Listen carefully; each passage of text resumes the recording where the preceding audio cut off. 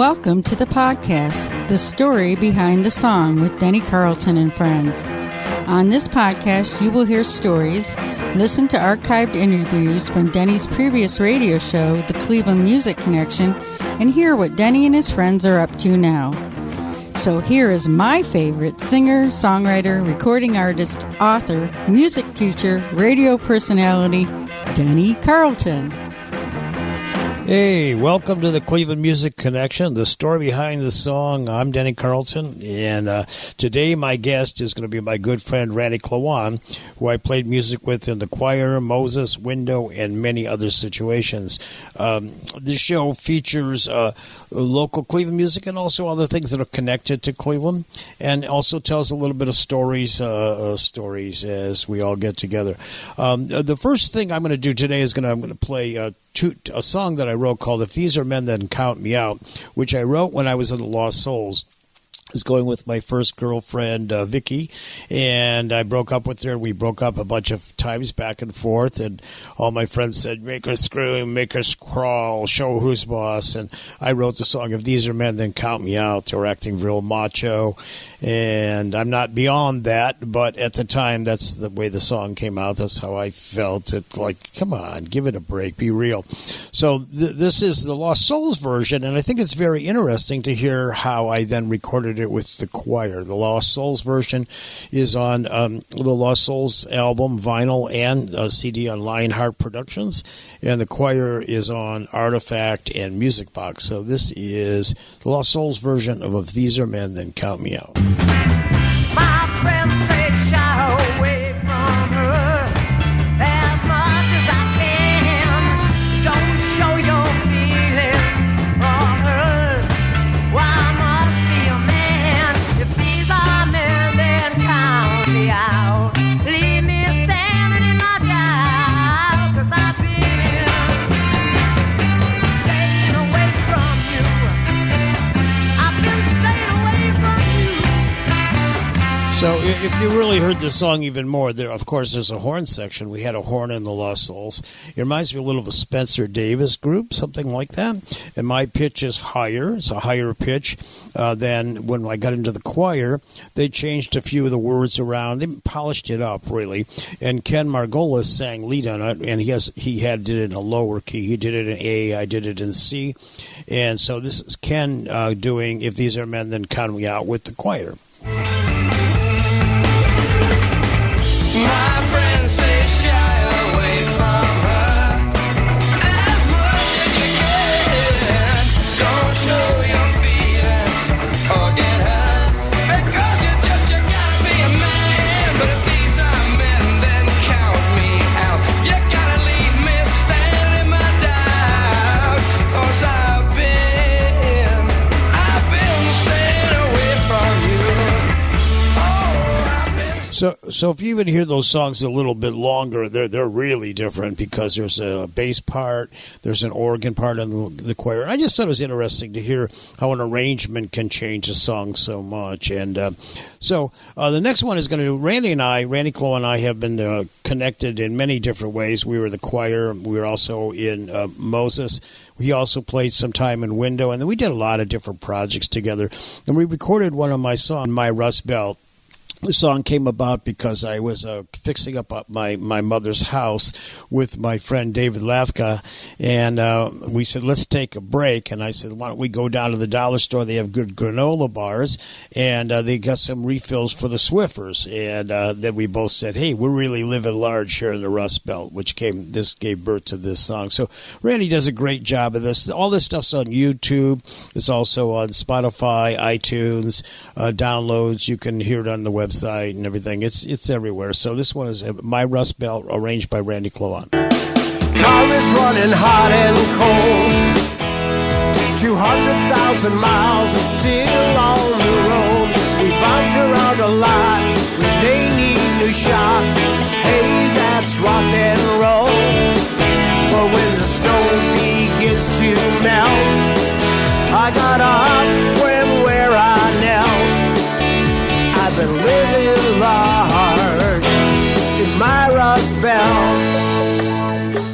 guess I'm out of time. So that's my Rust Belt that Randy and I did together. Randy arranged it. It's a whole CD called Where Angels Sing, where basically I do my songs, and Randy some of them basically rewrote them, and it's a collaborative effort, and other parts are my songs that Randy arranged. So without further ado, this is a longer than usual interview with Randy. It just flowed that way. So here's an interview I did with Randy talking about the history of the choir, and what better way to start that off but to hear a little bit of It's Cold Outside. Well, my world used to be sunny, and jokes used to be funny, but now you're gone, and everything's turned all around. Well, my world used to be warm, and then there was a storm, but now you're gone, and everything's turned upside down. And now it's cold outside. So that was It's Cold Outside by the choir, put out on Roulette Records and Canadian American in the 1960s. And eventually, I ended up playing in the choir, and one of my bandmates and good friends for years is Randy Klawon. How are you, Randy?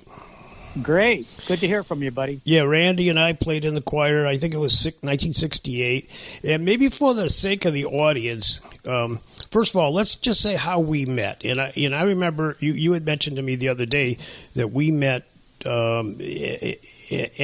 through gigs and jobs. Yeah, you were playing in the Lost Souls. I used to go see you play.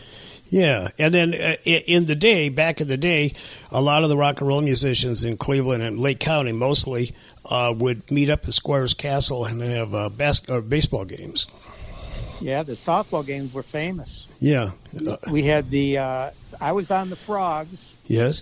With Richard Anderson, Richard Tepp, and Richard Tepp from the Richard and the Young Lions.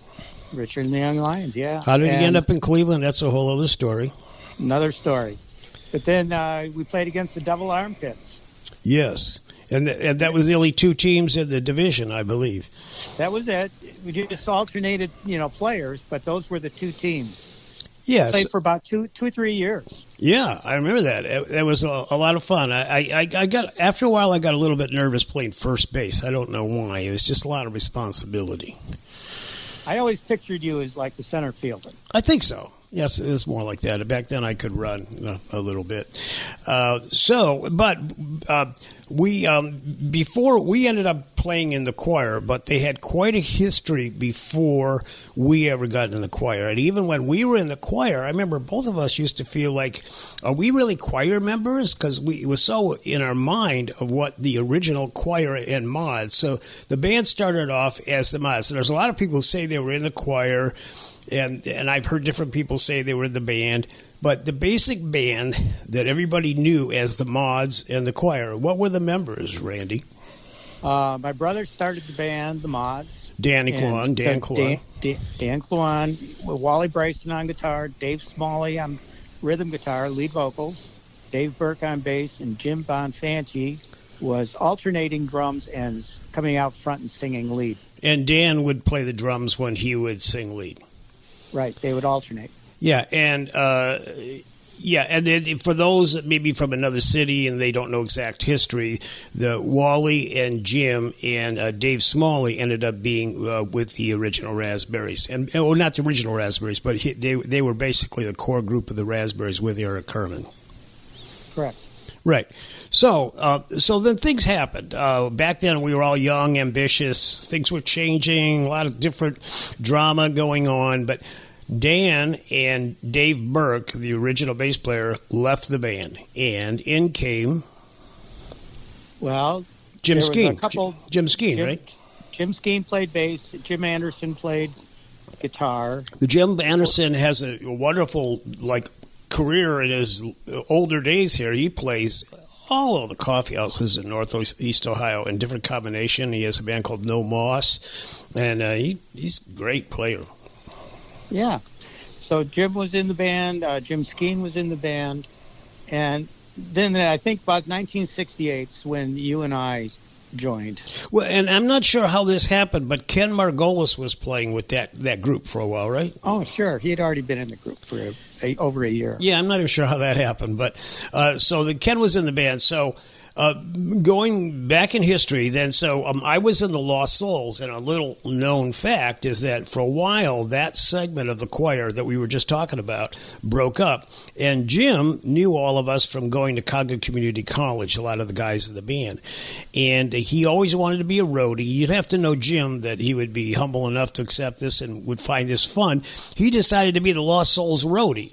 So for about 3 or 4 months, Jim was our roadie, and he would see me play with the band. The band was starting to fall apart. People were going to college, going in different directions and stuff. But then he asked me to play in the choir as a new bass player, because the one that we were just talking about, the other version of the choir, had kind of disappeared or fell apart. Basically, that's rock and roll. And you were asked by Jim too, also. Yeah, I was always with the choir because of my relationship with my brother. He's your brother, and so yeah, he's my brother, and I used to go to all the shows. So I was right from the beginning. I knew all those guys. They didn't really think I had the chops to play until they were really desperate. I guess in '68. I was 16 years old. You were 16, but you did have the chops to play. That was a sight to behold. You really wailed on that guitar. It was, I'm really fortunate to have been there. I mean, that was really a cool. When you really think of it now, a 16-year-old kid getting on playing the guitar like you did. You were my friend, though, and so it wasn't that much of a surprise to me. But I bet you some of the other guys probably going, "Wow, that's Randy," Yeah, it probably surprised a few. But we were buddies from, just playing ball. Yeah, we hit it off, and we always have. And so we had such a different sound than the early choir. The early choir were, what'd you say, Beatles, Hollies? Top 40, British Invasion stuff. Good stuff. Guitars, Zombies, and really good stuff. And really, it had a little R&B touch, some early Them and Pretty Things and stuff like that. Yeah. I did an interview one time with Richie Unterberger from Option Magazine, and Richie said that of all the places in the United States, he's an international writer now. He writes all over the place, mostly online, and writes books and stuff. But he was, he's a rock historian, so to speak, and he said that Cleveland was the most British of all of the local scenes in the United States. He said pretty much by far. I mean, we were into the Small Faces, we were into the Pretty Things, the Herd with Peter Frampton before he made it, right? I mean, that was a thing, right? That was how it was. Yeah, that's for sure. Cleveland was like the farm team from England. Cleveland never really had the brains or the business mechanism to get people around. There was nobody really with a vision, and we were too young to. I don't know what we were thinking of, but we were too young to figure that out back then.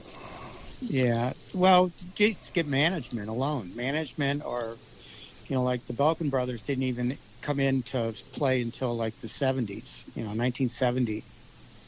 Yeah, and there were articles about Cleveland being the new Liverpool. I remember that in one of the magazines.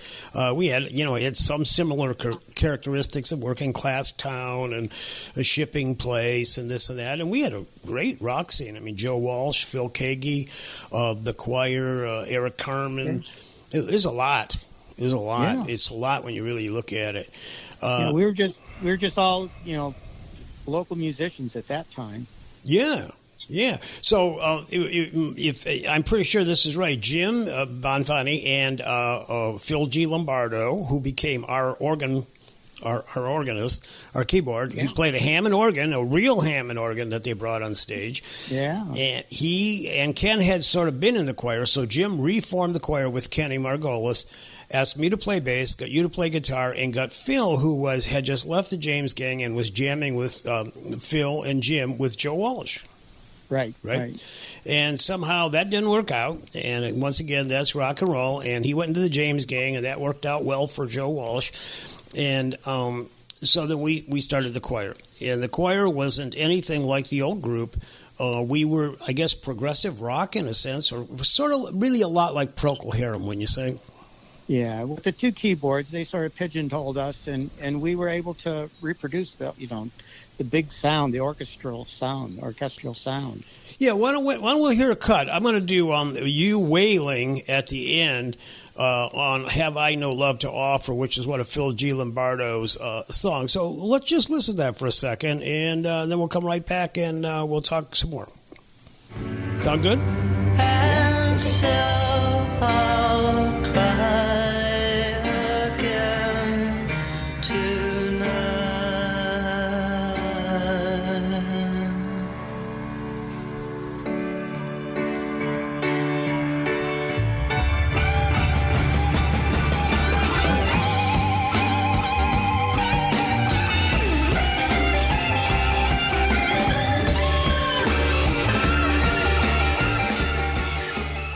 What you just heard was a cut from Artifact, which was "Have I No Love to Offer," written by Phil G. Lombardo, done by the choir.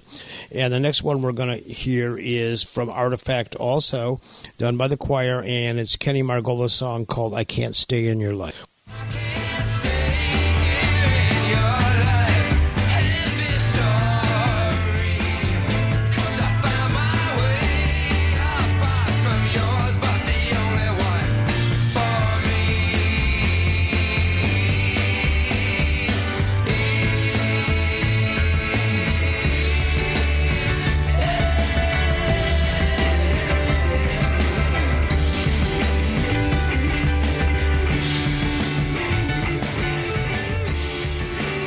Yeah, those last two songs were pretty cool. "Have I No Love to Offer," "Can't Stay in Your Life," one by Phil G. Lombardo, one by Ken Margolis. And so the way you're able to listen to that is we actually went and recorded an album. We had Dick Wildchild Kemp. I'm not sure how he got involved. He was a disc jockey. I have no idea why he had the credentials to produce us or give us so much. He was a good guy, and he seemed knowledgeable. But why was he there? He coached us along as we picked some recordings to go into Cleveland Recording, and we made that album, right? Yeah, it was so cool. The rehearsals for that, we were at Menor Hullabaloo rehearsing from about 8 o'clock at night till midnight. Right. With Dick Kemp there and his girlfriend and his two dogs.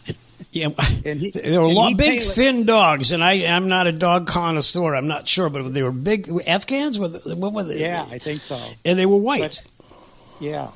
So it was really a spooky type of thing. So rehearsing all night.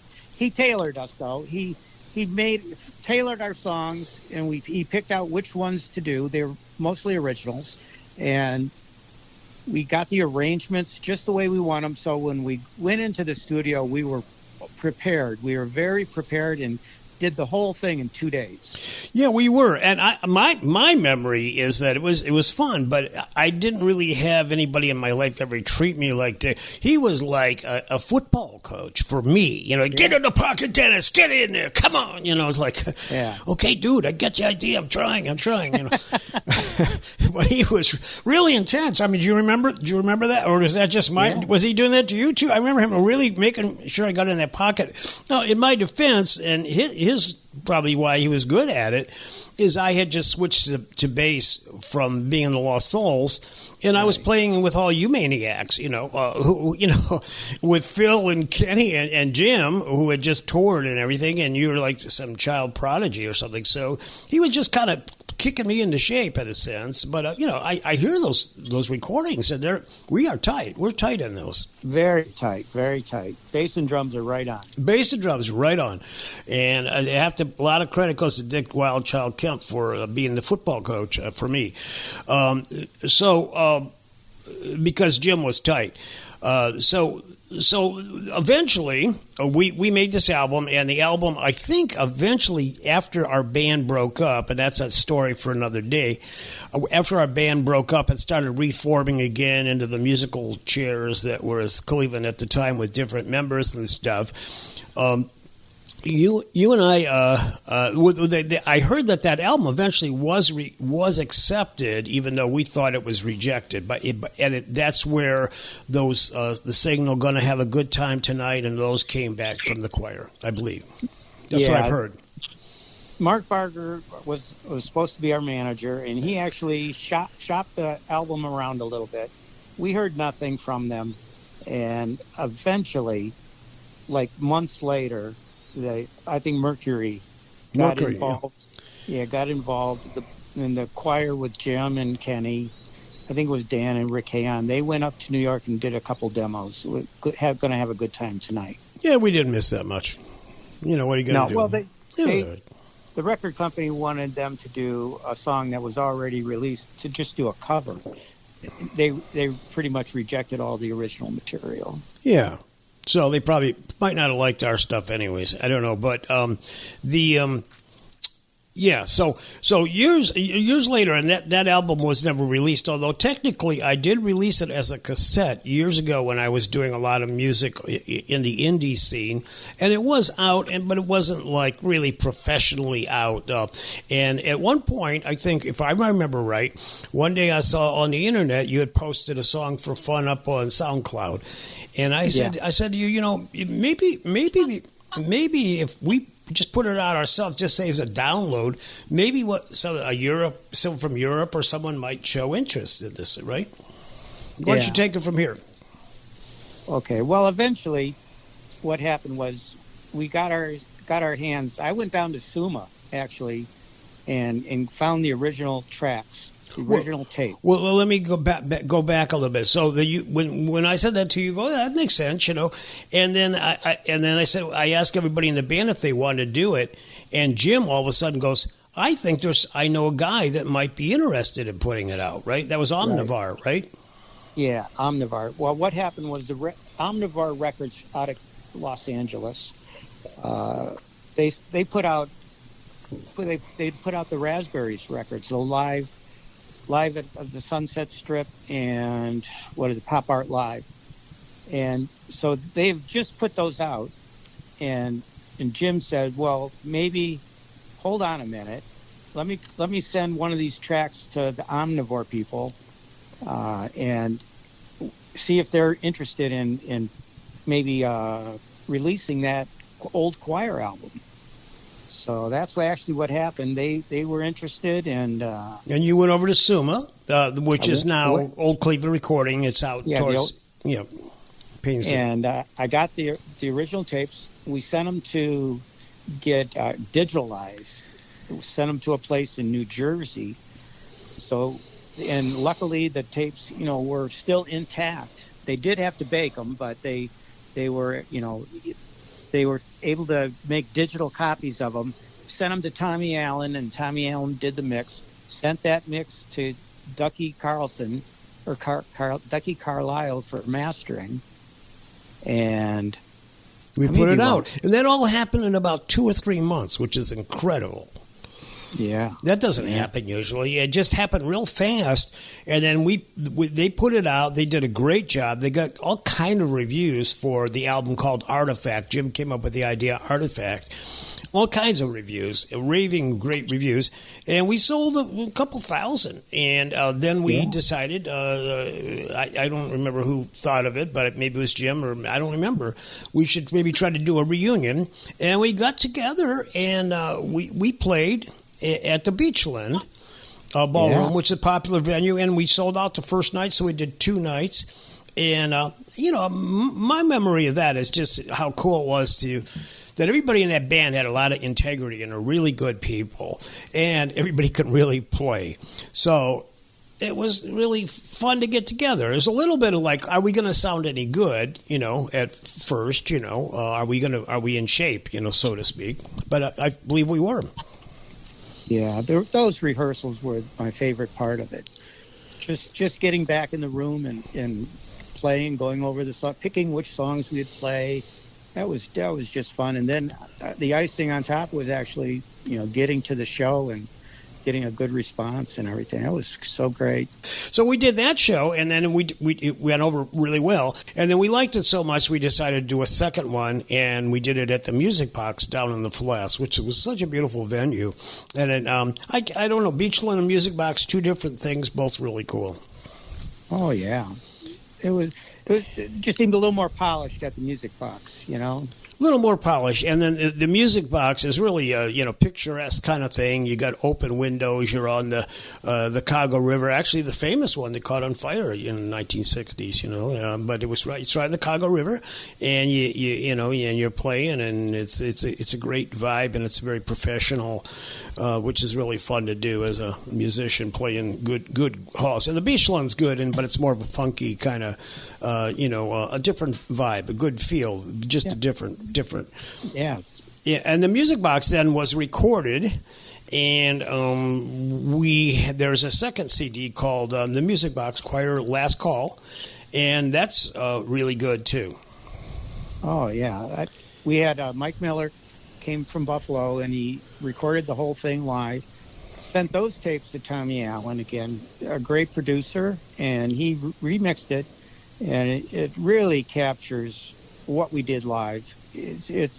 It was just perfect. It's a phenomenal recording, really. So let's go out. We did our version of It's Cold Outside. We always stayed away from that. I've always tried to stay away from doing Cold Outside. I wasn't even on the recording or anything. But our band really kind of honored the old band. But since we were pretty much the last call, we thought we should do that. So let's listen to a little bit of the Artifact Choir doing It's Cold Outside at the Music Box. And I'll be back with Randy, and we're going to talk about some of the music he's doing today. So let's listen to that, okay? Okay, great. Okay. Well, the sun used to be shining. There was no such thing as dying. But now you're gone, and everything's turned upside down. And now it's cold outside. And the rain is pouring down. And the leaves are turning brown. Can't you see that now it's cold outside?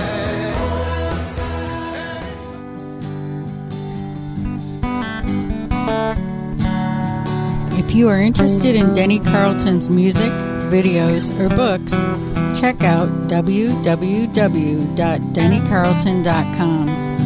The website is also full of music history, fun photos, and archived radio shows of Denny and his friends. All of Denny's music, videos, and writings are also available on YouTube, Amazon, iTunes, Spotify, and other social media sites. Thanks for listening, and remember to support local music. Listening to Denny Carleton's Cleveland Music Connection. So I'm back with Randy Klawon. Are you Randall Klawon or Randy Klawon nowadays? I'm Randy. How about if Debbie gets mad at you, then are you Randall? Yeah, yes I am. I understand how that works. Okay, so you're still Randy or R. Klawon sometimes in your text messages and stuff. Yeah. So, okay, so some really cool things happened to you. One is in the last few years you've been real prolific and you've written like a lot of songs, and you've started to record a lot in your home studio. Correct? That's right. Since I retired, it's like a full-time job. It's more than a hobby. I just really enjoy writing and recording now. I get it. I understand. It's addicting too. I mean, I can sometimes stay there when I record and just be there for like the time flies, and it's all happy. It's happy. Yeah. And I'm glad that I'm married because I have someone to kind of bring me out of the other world. Because I really could just stay all day and do it. It's amazing, really. So you recorded your own stuff. You went through a lot of different stages. It took you a little while to figure out your voice or what you wanted to do with it, and you tried different things recording. And we even recorded some stuff, which I played earlier. We recorded some stuff, but you sort of took off when you started doing your own albums. And so this first one we're going to play, I thought had to be on. You did Get the Message as a remake. And why don't you tell people how you got a little bit involved with Tommy Allen, who had produced the choir. Yeah. So what happened? He didn't produce it. He re-engineered it, remastered it. Yeah. Well, Tommy's he's a drummer of his own band, and he also is an independent music producer. And what happened was, after the choir CD that came out, so maybe about 2 years ago, Tommy contacted me and asked me to play on some of his songs that he just needed an extra guitar player. And he likes to do cover songs of older music that because of his style and his production values and what he can get out of a studio, he just got a deal from Big Stir Records, and where they cover or they release his songs. And it used to be the Flash Cubes. Now it's called the Half Cubes. Oh, So I guess I'm a half cube now. okay. Flash. The Flash Cubes are now the Half Cubes. Yeah. So I was just working with Gary Frenay and Tommy Allen and myself. And what we do, we contact a song that Tommy picks a song. Like we did a Mark Hudson song from the Hudson Brothers. He contacts Mark Hudson, and Mark Hudson will come over and sing on it. And one of his songs, and it's released, and it's a combo, Mark Hudson doing whatever the song is, and then it gets released. That one actually isn't released yet. But we have another one with Bill Pernice from, what do they call themselves? The Pernice Brothers. Yeah, and you do It's this all called digitally, right? You do this digitally. He does it in New York. He said just something you dub in your guitar on your studio. Yeah. Yeah, I record my section, send it to him, and he's just a genius producer. Puts it all together, and these are pop songs, something we have in common. We just like that feel of big guitars, big harmonies, jangly music, and pop as we knew it when it was cool, as opposed to what pop might be today. It's a polished pop. Yeah. When you hear the sound, it's unmistakable, the production value and the background vocals and everything. It's a polished power pop. Try saying that 3 times. No, I don't want to do it, but polished power pop. So anyways, one of the songs Tommy picked was Get the Message. Because of his relationship with the Raspberries, he knows Eric very well. And they decided that, well, wouldn't it be great to put that song out? It was such an obscure, B-side of a 45 from the Cyrus Erie. Right. So famous Cleveland group. Yeah. A foreshadowing of the Raspberries. Yeah. Eric and I were in the Cyrus Erie together. So what I'm the former member, that I play the guitar parts. I just pretty much copped Wally's guitar parts. And it was released by Big Stir last November. Well, let's listen to that. So here's Get the Message. We've been going together so long. Can't you feel that there's something wrong? You only take me halfway there. Come on. We can't go on this way. Now there's nothing more to say.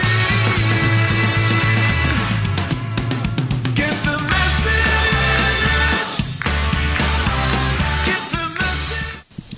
There's Get the Message by the Half Cubes.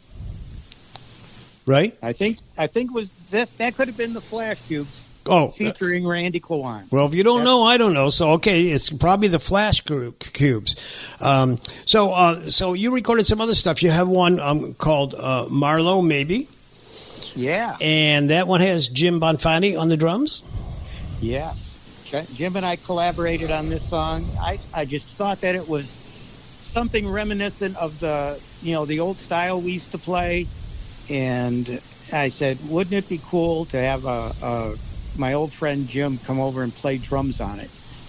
And I especially I wanted him to do the ending outro, like when the Raspberries did the song Tonight. He had that Small Faces type drum ending. Mm-hmm. I said, I want to put that on my song. So we did it, made the track, sent them to Tommy Allen, and he did a great job of mixing it. And we put that out, I think, in January. when that song came out. And most of these things you can get online. You post them. You're on Bandcamp, and you're also you post them up on Facebook. But you can really pretty much download them or purchase them from Bandcamp. Or are you on SoundCloud too? Or like I guess some of the stuff is everywhere. Get the Message would probably be everywhere, Yeah. right? Get the Messages everywhere.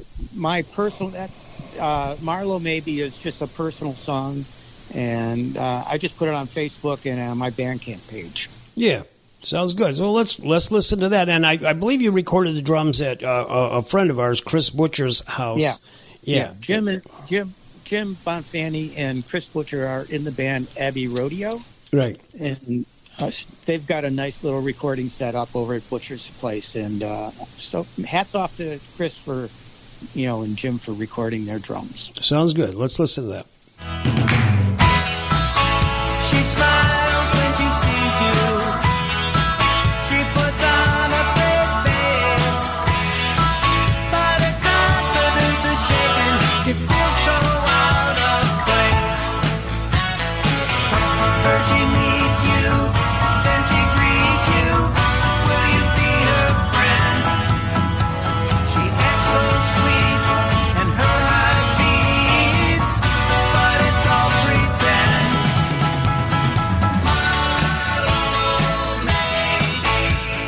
Marlo Maybe here on the Cleveland Music Connection. It sounded like a DJ thing. So, didn't it? Story behind the song, Cleveland Music Connection. You're listening to here, Denny Carleton and Friends.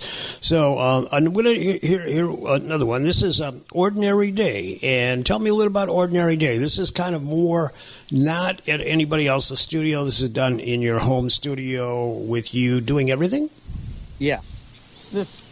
I get a great epiphany when I bought a Dan Electro 12-string, and I just sit around playing that thing, and I try to come up with melodies, and I came up with that intro, and the songs that were influencing me at that time, and I tried to write something in that vein, something more of a like Electric Light Orchestra, or a Beatle-ish type of thing.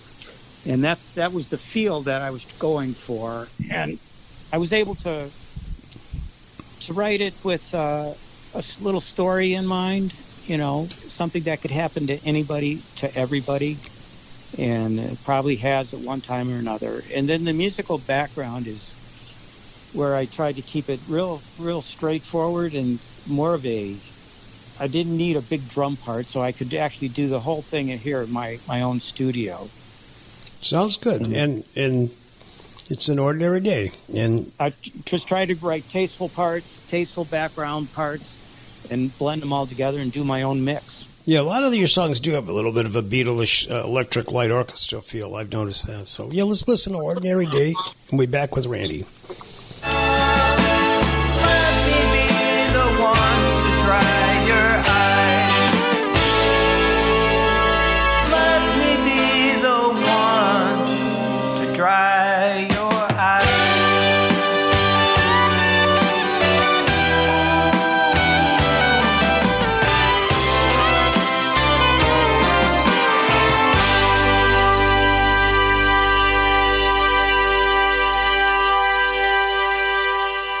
The song we're going to listen to is Another Trip Around the Sun. Yeah. And don't we all have that? Well, I thought that was something that everybody has in common when you have a birthday. Ah. That everybody can sort of relate to it. Yes. And so it's another trip around the sun. And I came up with these same 12-string, guitar lines. You're on the 12-string stage. I can see that, though. You get a new instrument, and all of a sudden you hear different things. I bought a banjo, and I remember someone saying, you better learn to play that right. And I was playing it, having fun. I go, I don't want to learn to play this right. I'm playing it the way I want to play it, and it sounds right to me, and I don't know if it's right. So, yeah, another trip around the sun. You get that 12-string, and that's really a good tip for people who are writing songs and getting in a rut. You play it on a different instrument, you put it on a keyboard, you put it on a 12, you do something a little different. Boy, a lot of ideas rush through your head, Yeah, that's what I enjoy. Just sitting in the studio, and I said I could put a keyboard here, I could put a percussion instrument there, layer the guitar parts. I probably have 6 to 8 guitar parts on there. Does Debbie ever go, Randy, there's food up here? Like once in a while? Randy, Randall.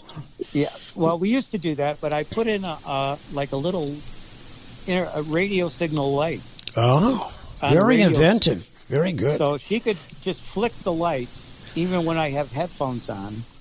and I can, I know she's calling me for something. You're good. You're creative. We're both creative, but that's something I would never think of. That's really good. But you have that electrician background, though, too. I have an electrician background, so very admirable. And it makes better communication. And isn't that what it's all about when we have another trip around the sun? What do you think? Good. Nice segue. So, okay, I think we're done, Randy, for now. And then another time you come on the show, and this was great. This was great talking to you. It was a lot of fun, and I think we covered a lot. We talked a lot. It was really good. We sure did. Okay, covered some ground. We sure did. Okay, I'll talk to you, and I'll put all this together. We'll have a nice radio show. Okay, I'll see you. All right, bye. Bye. Another trip around the sun.